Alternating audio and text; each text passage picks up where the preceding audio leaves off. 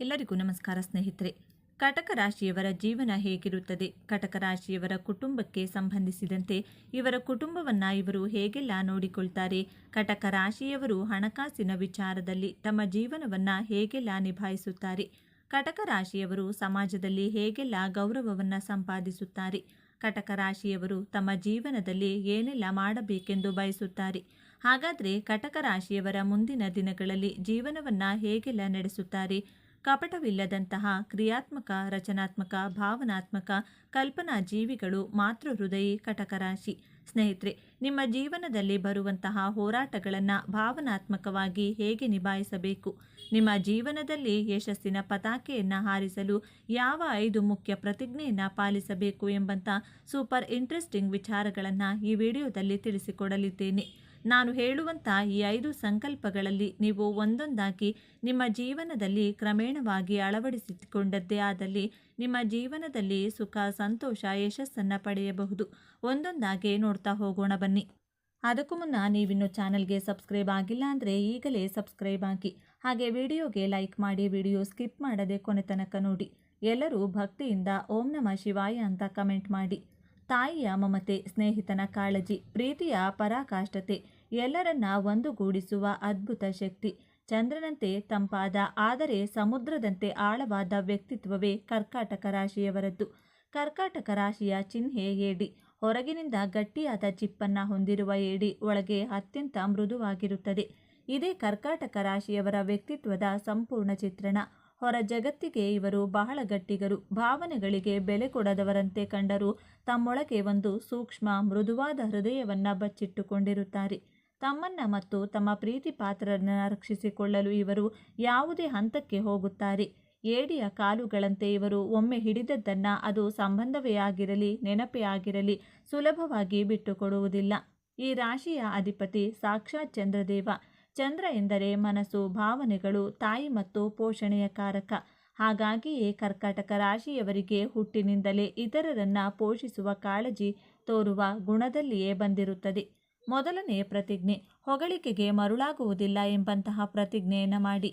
ಕಟಕ ರಾಶಿಯವರಿಗೆ ಯಾರಾದರೂ ಸ್ವಲ್ಪ ಪ್ರೀತಿಯಿಂದ ನೈಸಾಗಿ ಹೊಗಳಿ ಮಾತನಾಡಿದರೆ ಸಾಕು, ಬಹಳ ಬೇಗ ಅವರ ಕಡೆ ಆಕರ್ಷಿತರಾಗುತ್ತೀರಾ.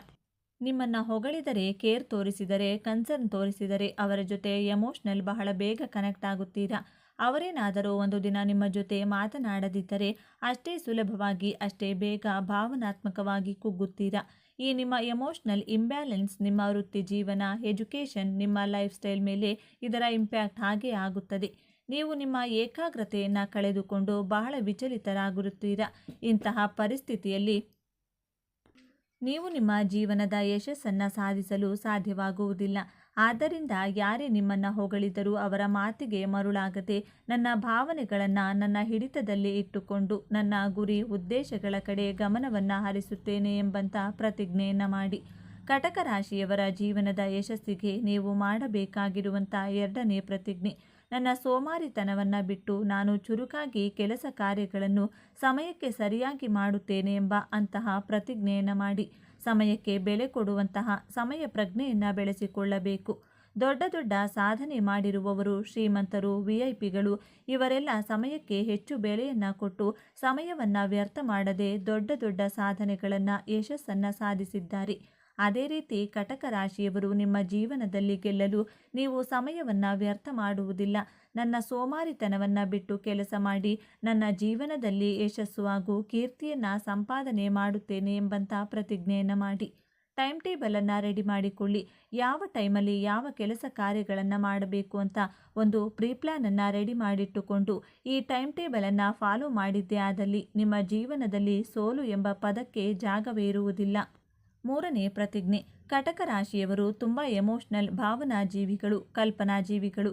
ನೀವು ನಿಮ್ಮ ಕುಟುಂಬದವರಿಗೆ, ನಿಮ್ಮ ಜೀವನ ಸಂಗಾತಿಗೆ, ನಿಮ್ಮ ಪ್ರೇಮಿಗೆ ಎಷ್ಟೇ ನಿಜವಾದ ಪ್ರೀತಿಯನ್ನು ನಿಸ್ವಾರ್ಥದಿಂದ ತೋರಿಸಿದರೂ ನಿಮ್ಮ ಲೈಫ್ ಪಾರ್ಟ್ನರ್ ಆಗಲಿ, ನಿಮ್ಮ ಪ್ರೇಮಿಯೇ ಆಗಲಿ ನಿಮ್ಮ ಎಮೋಷನ್ಸ್ಗೆ ಹರ್ಟ್ ಮಾಡಿ ಬೆಲೆ ಕೊಡದೆ ನಿರ್ಲಕ್ಷ್ಯ ಮಾಡುತ್ತಾರೆ.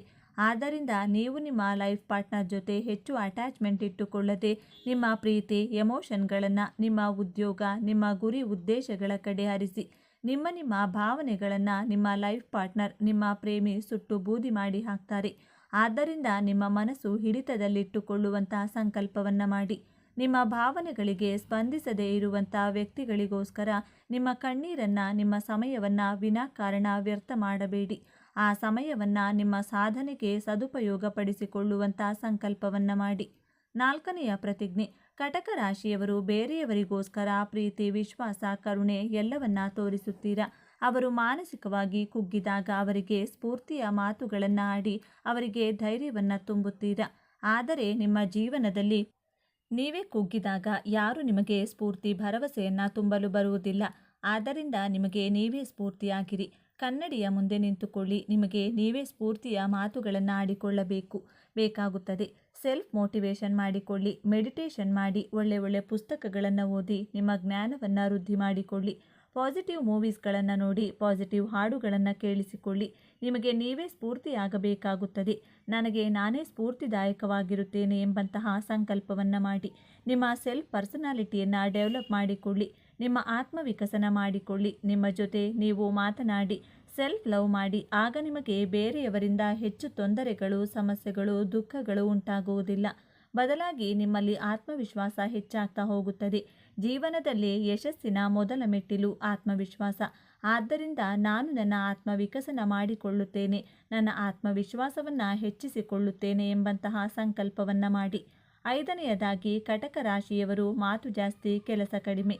ಆದ್ದರಿಂದ ಮಾತನ್ನು ಕಡಿಮೆ ಮಾಡಿಕೊಂಡು ನನ್ನ ಗುರಿ, ಉದ್ದೇಶಗಳ ಕಡೆ ಗಮನ ಹರಿಸುತ್ತೇನೆ ಎಂಬಂಥ ಪ್ರತಿಜ್ಞೆಯನ್ನು ಮಾಡಿ. ಕಟಕ ರಾಶಿಯವರು ಮಾತನಾಡಿದರೆ ನಿಮಗೆ ಹೆಚ್ಚು ಸಂತೋಷ.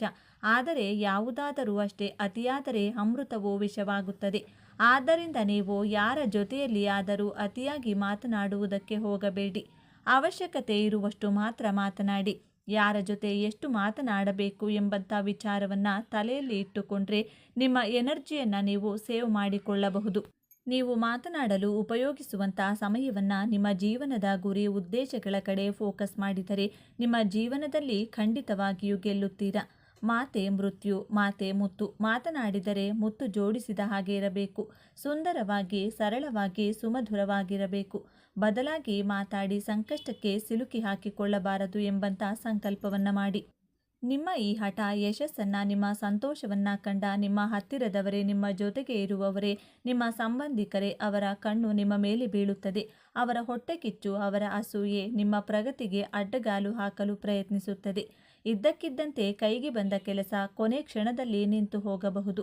ಅಥವಾ ಕಾರಣವೇ ಇಲ್ಲದೆ ಆರೋಗ್ಯದಲ್ಲಿ ಏರುಪೇರು ಕಾಣಿಸಬಹುದು. ಇದು ನಿಮ್ಮನ್ನು ಮಾನಸಿಕವಾಗಿ ಕುಗ್ಗಿಸಲು ನಡೆಯುವ ಒಂದು ಪರೀಕ್ಷೆ. ಈ ದೊಡ್ಡ ಸಮಸ್ಯೆಯಿಂದ ಪಾರಾಗುವುದು ಹೇಗೆ? ಇದಕ್ಕೆ ಪರಿಹಾರ ಅತ್ಯಂತ ಸರಳವಾಗಿದೆ, ಆದರೆ ಅತ್ಯಂತ ಶಕ್ತಿಶಾಲಿಯಾಗಿದೆ. ನೀವು ಪ್ರತಿದಿನ ಅಥವಾ ಕನಿಷ್ಠ ಪ್ರತಿ ಮಂಗಳವಾರ ಮತ್ತು ಶನಿವಾರದಂದು ಸ್ನಾನ ಮಾಡುವ ನೀರಿಗೆ ಒಂದು ಹಿಡಿ ಕಲ್ಲುಪ್ಪನ್ನು ಬೆರೆಸಿ ಸ್ನಾನ ಮಾಡಿ. ಇದು ನಿಮ್ಮ ಮೇಲಿರುವ ನಕಾರಾತ್ಮಕ ಶಕ್ತಿಯನ್ನು, ದೃಷ್ಟಿದೋಷವನ್ನು ಸಂಪೂರ್ಣವಾಗಿ ತೆಗೆದುಹಾಕುತ್ತದೆ. ಹಾಗೂ ಮುಖ್ಯವಾಗಿ ನಿಮ್ಮ ಯಶಸ್ಸಿನ ಬಗ್ಗೆ, ನಿಮ್ಮ ಮುಂದಿನ ಯೋಜನೆಗಳ ಬಗ್ಗೆ ಯಾರ ಬಳಿಯೂ ಹೆಚ್ಚಾಗಿ ಹೇಳಿಕೊಳ್ಳಬೇಡಿ. ಮೌನವೇ ಯಶಸ್ಸಿನ ಮೊದಲ ಮಂತ್ರ. ಮೌನವಾಗಿ ನಿಮ್ಮ ಕೆಲಸವನ್ನು ಸಾಧಿಸಿ.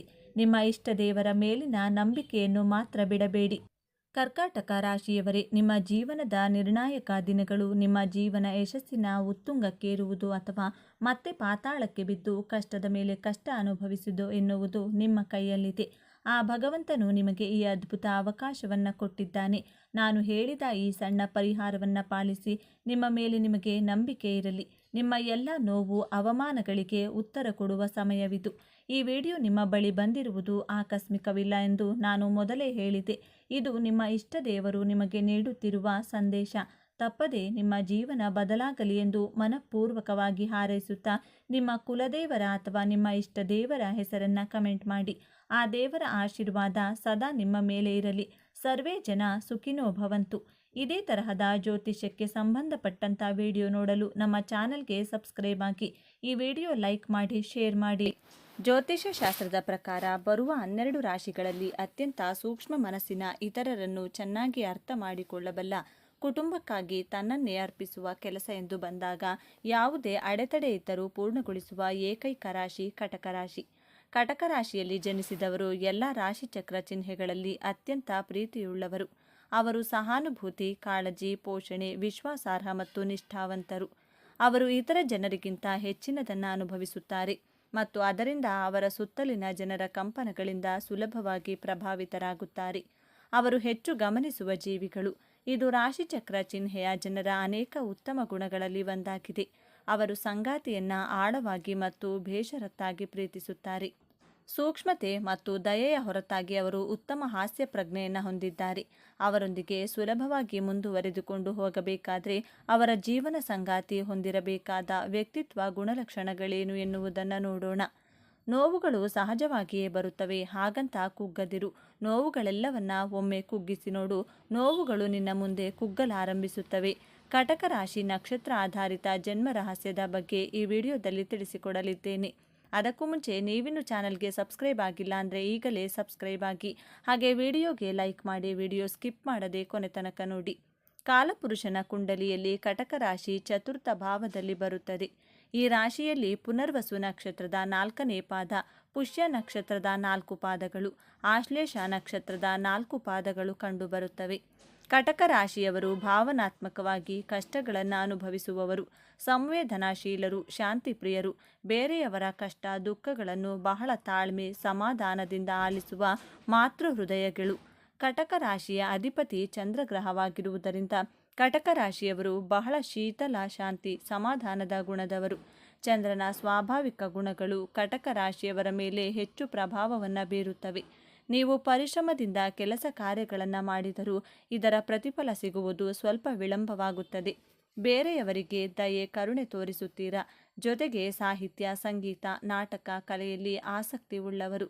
ಕಟಕ ರಾಶಿಯು ಜಲತತ್ವ ರಾಶಿಯಾಗಿರುವುದರಿಂದ ನೀವು ನೀರಿನ ಹಾಗೆ ಎಲ್ಲರ ಜೊತೆ ಯಾವ ಭೇದ ಭಾವವನ್ನು ಮಾಡದೆ ಬೆರೆತುಕೊಳ್ಳುತ್ತೀರಾ. ಎಲ್ಲರ ಜೊತೆ ಹೊಂದಿಕೊಳ್ಳುವ ಸ್ವಭಾವದವರು. ಕರ್ಕಾಟಕ ರಾಶಿ, ವೃಶ್ಚಿಕ ರಾಶಿ ಹಾಗೂ ಮೀನರಾಶಿ ಈ 3 ರಾಶಿಗಳು ಜಲತತ್ವ ರಾಶಿಯಾಗಿದೆ.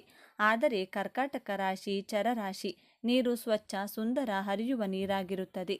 ವೃಶ್ಚಿಕ ರಾಶಿಯ ಜಲ ಸ್ಥಿರ ತತ್ವ. ಆದ್ದರಿಂದ ವೃಶ್ಚಿಕ ರಾಶಿಯವರು ತಮ್ಮ ಎಮೋಷನ್ಸ್ಗಳನ್ನು ಹಿಡಿದಿಟ್ಟುಕೊಂಡಿರುತ್ತಾರೆ. ಕಟಕ ರಾಶಿಯವರ ಜನ್ಮ ರಹಸ್ಯವನ್ನು ತಿಳಿಯುವುದಾದರೆ ನಿಮ್ಮ ಹಿಂದಿನ ಜನ್ಮವನ್ನು ವಿಮರ್ಶಿಸಲು ಸಹ ಪಂಚಮ ಭಾವವಾದಂತಹ ವೃಶ್ಚಿಕ ರಾಶಿಯ ಸಂಬಂಧವನ್ನು ನೋಡಬೇಕಾಗುತ್ತದೆ. ನಿಮ್ಮ ರಾಶ್ಯಾಧಿಪತಿ ಚಂದ್ರಗ್ರಹ ವೃಶ್ಚಿಕ ರಾಶಿಯಲ್ಲೇ ನೀಚನಾಗುವ ಕಾರಣದಿಂದ ನಿಮ್ಮ ಹಿಂದಿನ ಜನ್ಮದಲ್ಲಿ ನಿಮ್ಮನ್ನ ಭಾವನೆಗಳೊಂದಿಗೆ ಯಾರೋ ಕಟ್ಟಿಹಾಕಲು ಪ್ರಯತ್ನಿಸುತ್ತಿರುತ್ತಾರೆ. ನೀವು ಭಾವನಾತ್ಮಕವಾಗಿ ಮುಕ್ತಿ ಪಡೆಯಲು ಈ ಜನ್ಮದಲ್ಲಿ ಕಟಕ ರಾಶಿಯಲ್ಲಿ ಜನಿಸಿರುತ್ತೀರಾ. ಈ ಜನ್ಮದಲ್ಲಿ ನಿಮ್ಮ 9ಮ ಸ್ಥಾನದ ಅಧಿಪತಿಯಾಗಿ ಗುರುಗ್ರಹ ಬರುವುದರಿಂದ ಆಧ್ಯಾತ್ಮಿಕ ಸೇವೆ, ಧಾರ್ಮಿಕ ಕಾರ್ಯ, ಸತ್ಕರ್ಮಗಳನ್ನು ಮಾಡುವುದು, ವಿದ್ಯಾದಾನ ಮಾಡುವುದರಿಂದ ಈ ಜನ್ಮದಿಂದ ಮೋಕ್ಷವನ್ನು ಪಡೆದು ಮುಂದಿನ ಜನ್ಮದಲ್ಲಿ ಉತ್ತಮವಾದಂತಹ ಆತ್ಮವನ್ನು ಪಡೆಯುತ್ತೀರಾ. ನಿಮ್ಮ 5ಮ ಸ್ಥಾನದಲ್ಲಿ ವೃಶ್ಚಿಕ ರಾಶಿ ಬರುವುದರಿಂದ ನಿಮಗೆ ಭಾವನೆಗಳೊಂದಿಗೆ ಹೋರಾಟ ಮಾಡುವುದೇ ದೊಡ್ಡ ಟಾಸ್ಕ್ ಆಗಿರುತ್ತದೆ.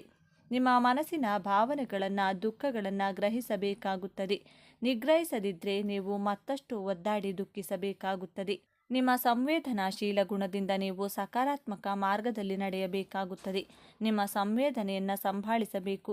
ನಿಮ್ಮ ಸಂವೇದನಾಶೀಲ ಗುಣ ನಿಮಗೆ ಶಾಪವಲ್ಲ, ಪ್ರಕೃತಿಯಿಂದ ಸಿಕ್ಕಿರುವಂಥ ವರವಾಗಿದೆ. ನೀವು ಕಟಕ ರಾಶಿಯಲ್ಲಿ ಜನಿಸಿದಾಗ ಪುನರ್ವಸು ನಕ್ಷತ್ರ, ಪುಷ್ಯ ನಕ್ಷತ್ರ, ಆಶ್ಲೇಷ ನಕ್ಷತ್ರಗಳು ಲಭ್ಯವಾಗಿರುತ್ತವೆ. ಈ 3 ನಕ್ಷತ್ರದಲ್ಲಿ ಜನಿಸಿದವರಿಗೆ ವಿಭಿನ್ನ ಫಲಗಳು ಸಿಗುತ್ತವೆ. ಪುನರ್ವಸು ನಕ್ಷತ್ರದ ಅಧಿಪತಿ ಗುರುಗ್ರಹ, ಕಟಕ ರಾಶಿಯ ಅಧಿಪತಿ ಚಂದ್ರಗ್ರಹ. ಚಂದ್ರ ಗುರುವಿನ ಸಂಯೋಗವನ್ನು ಗಜಕೇಸರಿ ಯೋಗ ಎಂದು ಕರೆಯಲಾಗಿದೆ. ಪಂಚಮಹಾಯೋಗಗಳಲ್ಲಿ ಗಜಕೇಸರಿ ಯೋಗವು ಒಂದು ರಾಜಯೋಗವಾಗಿದೆ. ಆದ್ದರಿಂದ ಕಟಕ ರಾಶಿ ಪುನರ್ವಸು ನಕ್ಷತ್ರದ 4ನೇ ಪಾದದಲ್ಲಿ ಜನಿಸಿದವರು ಆಧ್ಯಾತ್ಮಿಕ ದೃಷ್ಟಿಯಿಂದ ದೊಡ್ಡ ದೊಡ್ಡ ಸಾಧನೆಯನ್ನು ಮಾಡುವವರು. ಪುನರ್ವಸು ನಕ್ಷತ್ರದಲ್ಲಿ ಜನಿಸಿದವರು ಎಂತಹದ್ದೇ ಕಷ್ಟಗಳನ್ನು ಎದುರಿಸುವಲ್ಲಿ ಗುರುಗ್ರಹ ನಿಮಗೆ ಸಹಾಯ ಮಾಡುತ್ತದೆ. 2ನೇ ನಕ್ಷತ್ರ ಪುಷ್ಯ ನಕ್ಷತ್ರ. ಪುಷ್ಯ ನಕ್ಷತ್ರದ ಅಧಿಪತಿ ಶನಿಗ್ರಹ. ಶನಿಗ್ರಹ ಪ್ರಾಕೃತಿಕ ಕುಂಡಲಿಯ ಕರ್ಮಾಧಿಪತಿ ಹಾಗೂ ಲಾಭಾಧಿಪತಿಯಾಗಿದೆ. ಆದ್ದರಿಂದ ಪುಷ್ಯ ನಕ್ಷತ್ರದಲ್ಲಿ ಜನಿಸಿದವರು ಲೋಹ, ಕಬ್ಬಿಣದ ವ್ಯಾಪಾರದಿಂದ ಲಾಭ ಪಡೆಯಬಹುದು ಹಾಗೂ ಐರನ್ ಹಾಗೂ ಸ್ಟೀಲ್ ಇಂಡಸ್ಟ್ರಿ ರಿಲೇಟೆಡ್ ಜಾಬ್ ಮಾಡಬಹುದು. ಈ ಜನ್ಮದಲ್ಲಿ ಹೆಚ್ಚಿನ ಕೆಲಸ ಕಾರ್ಯಗಳನ್ನು ನಿಷ್ಠೆಯಿಂದ ಮಾಡಿದ್ದೇ ಆದಲ್ಲಿ ಹೆಚ್ಚಿನ ಲಾಭವನ್ನು ಪಡೆಯಬಹುದು. ರಾಜಕೀಯ ಕ್ಷೇತ್ರದಲ್ಲಿಯೂ ಯಶಸ್ವಿಯಾಗಬಹುದು. ನೀವು ಆಶ್ಲೇಷ ನಕ್ಷತ್ರದಲ್ಲಿ ಜನಿಸಿದರೆ ಆಶ್ಲೇಷ ನಕ್ಷತ್ರದ ಅಧಿಪತಿ ಬುಧಗ್ರಹ, ಕಟಕ ರಾಶಿಯ ಅಧಿಪತಿ ಚಂದ್ರಗ್ರಹ. ಚಂದ್ರ ಹಾಗೂ ಬುಧನ ಸಂಬಂಧ ಏರ್ಪಡುತ್ತದೆ. ನಿಮ್ಮ ವ್ಯವಸ್ಥಾನದಲ್ಲಿ ಬುಧ ಗ್ರಹ ಬರುವುದರಿಂದ ಹಾಗೂ ನಿಮ್ಮ ನಕ್ಷತ್ರಾಧಿಪತಿಯು ಬುಧ ಗ್ರಹವಾಗಿರುವುದರಿಂದ ನಿಮ್ಮ ಮನಸ್ಸು ಹಾಗೂ ನಿಮ್ಮ ಮಾತಿನಿಂದ ಅಂತರ್ ಹೋರಾಟವನ್ನು ಅನುಭವಿಸುತ್ತೀರಾ. ಮನಸ್ಸಿನ ಮಾತು ಕೇಳಬೇಕಾ ಅಥವಾ ಬುದ್ಧಿಯ ಮಾತನ್ನು ಕೇಳಬೇಕಾ ಎಂಬಂಥ ಕನ್ಫ್ಯೂಷನ್ನಲ್ಲಿರ್ತೀರಾ. ನೀವು ಅಂತರ್ಗತವಾಗಿ ಸಂಘರ್ಷಗಳನ್ನು ಎದುರಿಸಬೇಕಾಗುತ್ತದೆ. ಆಶ್ಲೇಷ ನಕ್ಷತ್ರದವರ ಮನಸ್ಸು ವಿಚಲಿತಗೊಳ್ಳುತ್ತಿರುತ್ತದೆ. ಪ್ರತಿ 2.5 ದಿನಕ್ಕೊಮ್ಮೆ ನಿಮಗೆ ಮೂಡ್ ಸ್ವಿಂಗ್ಸ್ ಆಗುತ್ತಿರುತ್ತದೆ. ನಿಮ್ಮ ಆಲೋಚನೆಗಳಲ್ಲಿ ಬದಲಾವಣೆಯಾಗುತ್ತಿರುತ್ತದೆ. ನಿಮ್ಮ ಮನಸ್ಸನ್ನು ಸ್ಥಿರವಾಗಿಟ್ಟುಕೊಳ್ಳಲು ಪರಿತಪಿಸುತ್ತೀರಾ. ನಿಮ್ಮ ಮನಸ್ಸಿನ ಸಂಘರ್ಷಗಳನ್ನು ನೀವು ಹೇಗೆ ಮ್ಯಾನೇಜ್ ಮಾಡ್ತೀರಾ ಎನ್ನುವುದೇ ನಿಮಗೆ ದೊಡ್ಡ ಸವಾಲಾಗಿರುತ್ತದೆ. ನೀವು ನಿಮ್ಮ ಭಾವನೆಗಳ ಸಂಘರ್ಷದಿಂದ ಹೊರಗಡೆ ಬಂದರೆ ನಿಮ್ಮ ಜೀವನದಲ್ಲಿ ಯಶಸ್ಸನ್ನು ಗಳಿಸುತ್ತೀರಾ. ಭಾವನಾತ್ಮಕತೆ. ಕಟಕ ರಾಶಿಯವರು ಪ್ರತಿಯೊಂದು ಭಾವನೆಯನ್ನು ಬಹಳ ಆಳವಾಗಿ ಅನುಭವಿಸುತ್ತಾರೆ ಮತ್ತು ಆದ್ದರಿಂದ ಅವರ ಸಂಗಾತಿ ಸೂಕ್ಷ್ಮ ಮತ್ತು ಸಹಾನುಭೂತಿ ಹೊಂದಿರುವುದು ಬಹಳ ಮುಖ್ಯ. ಅವರು ತಮ್ಮ ಭಾವನೆಗಳನ್ನು ಪರಿಹರಿಸುವ ಸಾಮರ್ಥ್ಯವನ್ನು ಹೊಂದಿರಬೇಕು ಮತ್ತು ಕಟಕ ರಾಶಿಯವರು ಮಾಡುವಂತೆಯೇ ವಿಷಯಗಳನ್ನು ಅನುಭವಿಸಬೇಕು. ಕಾಳಜಿ. ಕಟಕ ರಾಶಿಯವರು ಇತರ ಜನರ ಅಗತ್ಯಗಳನ್ನು ತಮ್ಮ ಮುಂದೆ ಇಟ್ಟುಕೊಳ್ಳುವ ಪ್ರವೃತ್ತಿಯನ್ನು ಹೊಂದಿರುತ್ತಾರೆ. ಅವರು ನಿಸ್ವಾರ್ಥ ಮತ್ತು ಕಾಳಜಿಯುಳ್ಳವರು ಮತ್ತು ಆದ್ದರಿಂದ ಅವರ ಜೀವನ ಸಂಗಾತಿಯೂ ಸಹ ಅವರಂತೆ ದಯೆ ಮತ್ತು ಕಾಳಜಿಯುಳ್ಳವರಾಗಿರುವುದು ಮುಖ್ಯ. ಹಾಸ್ಯ ಪ್ರವೃತ್ತಿ. ಕರ್ಕ ರಾಶಿಯ ಜನರು ಇತರ ಜನರ ಪ್ರತಿಕ್ರಿಯೆಗಳು ಮತ್ತು ಭಾವನೆಗಳನ್ನು ಸುಲಭವಾಗಿ ಅಳೆಯಲು ಸಮರ್ಥರಾಗಿರುವುದರಿಂದ ಅವರನ್ನು ನಗಿಸಲು ಏನು ಹೇಳಬೇಕು ಮತ್ತು ಯಾವಾಗ ಹೇಳಬೇಕು ಎಂದು ಅವರಿಗೆ ತಿಳಿದಿದೆ. ಅವರು ಉತ್ತಮ ಹಾಸ್ಯ ಪ್ರಜ್ಞೆಯನ್ನು ಹೊಂದಿದ್ದಾರೆ ಮತ್ತು ಜನರ ಮಧ್ಯೆ ಅತ್ಯಂತ ಆಕರ್ಷಕ ವ್ಯಕ್ತಿಯಾಗಬಹುದು. ಅವರ ಜೀವನ ಸಂಗಾತಿಯು ಅವರೊಂದಿಗೆ ಸುಲಭವಾಗಿ ಸಂಪರ್ಕಿಸಲು ಬುದ್ಧಿವಂತ ಹಾಸ್ಯ ಪ್ರಜ್ಞೆಯನ್ನು ಹೊಂದಿರಬೇಕು. ನಿಷ್ಠೆ. ಕಟಕ ರಾಶಿಯವರು ಪ್ರೀತಿಯಲ್ಲಿ ಬಿದ್ದಾಗ ಅವರು ಇಷ್ಟಪಟ್ಟು ಪ್ರೀತಿಸುತ್ತಾರೆ. ಅವರು ತಮ್ಮ ಸಂಗಾತಿಗೆ ಅಪ್ರಾಮಾಣಿಕರಾಗಿರಲು ಯೋಚಿಸುವುದಿಲ್ಲ. ಹೀಗಾಗಿ ಅವರ ಅರ್ಧಾಂಗಿಯಾಗಿರುವವರು ನಂಬಿಕೆ, ಬದ್ಧತೆ ಮತ್ತು ವಿಶ್ವಾಸಾರ್ಹವಾಗಿರಬೇಕು. ಅರ್ಥಗರ್ಭಿತ ಸ್ವಭಾವದವರು. ಇವರು ಅಲೌಕಿಕ ಪ್ರಜ್ಞೆಯನ್ನು ಹೊಂದಿರುವರು. ಇತರರ ಮನಸ್ಸಿನಲ್ಲೇನಿದೆ ಎಂದು ಚೆನ್ನಾಗಿ ಅರ್ಥ ಮಾಡಿಕೊಳ್ಳುವವರು. ಇವರನ್ನು ಮೋಸಗೊಳಿಸುವುದು ಹಾಗೂ ಜಾಣತನದಿಂದ ನಿರ್ವಹಿಸುವುದು ಸ್ವಲ್ಪ ಕಷ್ಟವೇ. ರಹಸ್ಯಗಳನ್ನು ಹೊರಹಾಕುವ ಇವರ ಸಹಜ ಸಾಮರ್ಥ್ಯದಿಂದ ಸೂಕ್ಷ್ಮವಾಗಿರುತ್ತಾರೆ. ನಿಮ್ಮ ರಹಸ್ಯಗಳನ್ನು ಹೊರಹಾಕುವವರೆಗೆ ಇವರು ಪ್ರಶ್ನೆಗಳನ್ನು ಕೇಳುತ್ತಲೇ ಇರುತ್ತಾರೆ. ನಕಾರಾತ್ಮಕ ಗುಣಗಳು. ಕಟಕ ರಾಶಿಯವರು ಮೂಡಿ ಸ್ವಭಾವದವರನ್ನು ಹೊಂದಿರುವವರು. ಸಾಮಾನ್ಯವಾಗಿ ಇವರು ಧೈರ್ಯಶಾಲಿಗಳು ಹಾಗೂ ರಕ್ಷಣೆಗೆ ಬದ್ಧವಾಗಿರುವವರು. ಇವರ ಮನಸ್ಥಿತಿ ವೇಗವಾಗಿ ಬದಲಾಗುತ್ತದೆ. ಒಂದು ಕ್ಷಣದಲ್ಲಿ ನಗುವ ಮನುಷ್ಯ ಇನ್ನೊಂದು ಕ್ಷಣ ತಮಾಷೆ ಮಾಡಬಹುದು. ಕೆಲವು ನಿಮಿಷಗಳ ನಂತರ ಕಣ್ಣೀರು ಹಾಕಬಹುದು. ಇದು ಇವರ ದೈನಂದಿನ ಜೀವನದ ಭಾಗವಾಗಿರುತ್ತದೆ. ಹಾಗಾಗಿ ಭಾವನೆಗಳು ಆಗಾಗ ಬದಲಾಗುತ್ತಿರುತ್ತದೆ. ಕಟಕ ರಾಶಿಯು ಚಂದ್ರನ ಆಧಿಪತ್ಯಕ್ಕೆ ಒಳಪಟ್ಟಿರುವುದರಿಂದ ಚಂದ್ರನು ಮನೋಕಾರಕನು. ಹಾಗಾಗಿ ಮನಸ್ಸು ಆಗಾಗ ಬದಲಾಗುತ್ತಿರುತ್ತದೆ. ಕಡಿಮೆ ಸ್ವಾಭಿಮಾನಿಯಾಗಿರುವ ಇವರು ಇತರರ ವಿರುದ್ಧ ಅಜೀವ ದ್ವೇಷವನ್ನು ಕಾರುವುದು ಸಾಮಾನ್ಯವಾಗಿದೆ. ಇವರು ಅರ್ಧದಷ್ಟು ತುಂಬುವ ಬದಲು ಲೋಟವನ್ನು ಅರ್ಧ ಖಾಲಿಯಾಗಿ ಮಾಡುವಂತಹ ವ್ಯಕ್ತಿ. ಮನಸ್ಸಿಗೆ ಆಗಿರುವ ಗಾಯ, ಭಾವನೆಗಳ ಮೇಲಾಗಿರುವ ಹಾನಿಯನ್ನು ಎಂದಿಗೂ ಮರೆಯುವುದಿಲ್ಲ. ಈ ವಿಚಾರಗಳು ನಿಮಗೆ ಇಷ್ಟ ಆಗಿದೆ ಅಂತ ಭಾವಿಸ್ತಿದ್ದೇನೆ. ಇಷ್ಟ ಆಗಿದ್ರೆ ನಮ್ಮ ಚಾನಲನ್ನು ತಪ್ಪದೇ ಸಬ್ಸ್ಕ್ರೈಬ್ ಮಾಡಿಕೊಳ್ಳಿ. ಈ ವಿಡಿಯೋಗೆ ಒಂದು ಲೈಕ್ ಕೊಡೋದನ್ನು ಮರಿಬೇಡಿ. ಈ ವಿಡಿಯೋವನ್ನು ನಿಮ್ಮ ಫ್ರೆಂಡ್ಸ್ ಆ್ಯಂಡ್ ಫ್ಯಾಮಿಲಿ ಗ್ರೂಪಲ್ಲಿ ಹೆಚ್ಚು ಶೇರ್ ಮಾಡಿ. ನಿಮ್ಮ ಅಭಿಪ್ರಾಯಗಳನ್ನು ತಪ್ಪದೇ ಕಮೆಂಟ್ ಮಾಡಿ. ಎಲ್ಲರೂ ಭಕ್ತಿಯಿಂದ ಓಂ ಶ್ರೀ ಮಹಾಲಕ್ಷ್ಮೀ ನಮಃ ಅಂತ ಕಮೆಂಟ್ ಮಾಡಿ. ಧನ್ಯವಾದಗಳು.